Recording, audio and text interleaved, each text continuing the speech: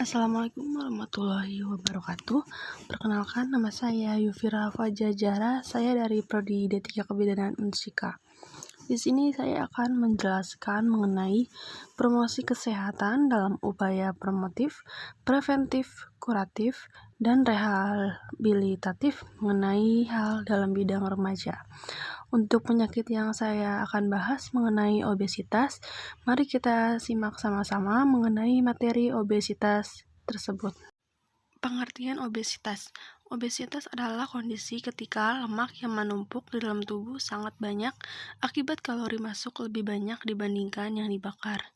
Jika tidak segera ditangani, obesitas dapat meningkatkan risiko terjadinya penyakit jantung, hipertensi, hingga diabetes. Berdasarkan data WHO di tahun 2016, ada sekitar 650 juta penduduk usia dewasa yang mengalami obesitas. Sementara di tahun 2020, ada sekitar 39 juta anak usia di bawah 5 tahun yang menderita obesitas. Sedangkan data dari Riset Kesehatan Dasar Indonesia di tahun 2018 menunjukkan bahwa 22% atau sekitar 625.000 orang dewasa di Indonesia menderita obesitas. Pada remaja putri, kegemukan menjadi permasalahan yang cukup berat karena keinginan untuk tampil sempurna. Faktor resiko obesitas. Yang pertama ada genetik. Genetik dapat diturunkan dari generasi sebelumnya pada generasi berikutnya di dalam sebuah keluarga. Lalu yang kedua, gaya hidup keluarga. Gaya hidup keluarga juga memiliki salah satu peran penting menjadi faktor resiko obesitas. Lalu yang ketiga ada diet tidak sehat. Lalu yang keempat ada masalah medis tertentu yang dialami oleh masalah obesitas tersebut.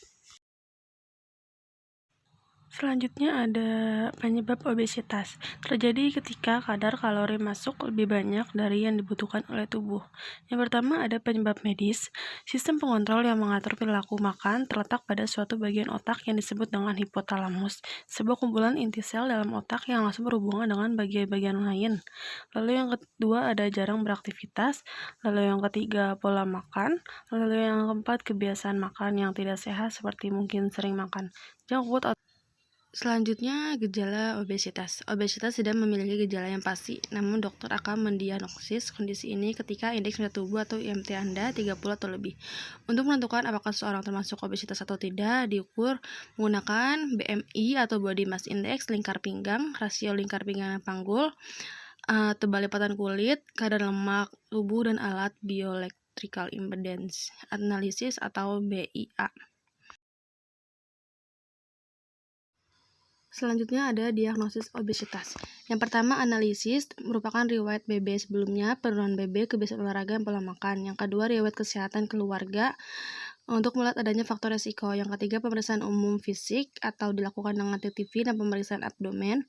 Yang keempat, mengukur lingkar pinggang. Lalu yang kelima, memeriksa masalah kesehatan lainnya, apakah ada komplikasi penunjang di obesitas tersebut. Selanjutnya ada pengobatan obesitas. Yang pertama, memiliki pola makan yang sehat. Lalu yang kedua, diet rendah kalori. Yang ketiga, olahraga secara teratur. Lalu yang keempat, melakukan aktivitas fisik ringan, misalnya membersihkan rumah atau berdiri atau duduk tidak terlalu lama. Lalu yang terakhir ada diet berisi makanan gizi seimbang dengan menerapkan kalori yang rendah dan juga menerapkan makanan yang gizi sehat seperti buah-buahan dan sayuran yang sangat diperhatikan. Selanjutnya ada pencegahan obesitas. Yang pertama ada olahraga harian, lalu yang kedua ada diet sehat, yang ketiga ada komitmen jangka panjang, yang keempat berolahraga secara teratur, yang kelima kegiatan fisik yang intens, yang keenam makan rendah kalori, lalu yang ketujuh memiliki pola pikir gaya hidup sehat. Dengan semua yang kita lakukan ini, kita akan melakukan pencegahan obesitas yang terjadi pada diri kita sendiri.